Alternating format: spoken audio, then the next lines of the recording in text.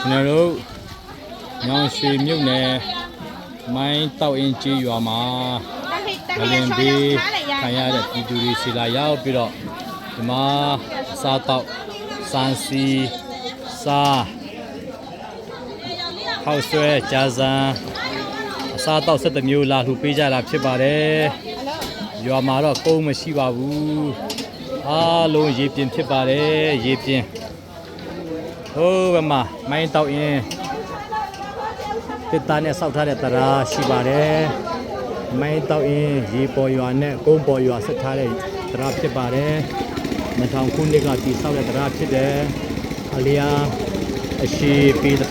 1500ရှိပါတယ်အဲ့တော့မိုင်းတောက်ရင်ကြီးရွာဖြစ်ပါတယ်ကဲအလူရလို့ပြန်သွားပါပြီဟိုးမှာ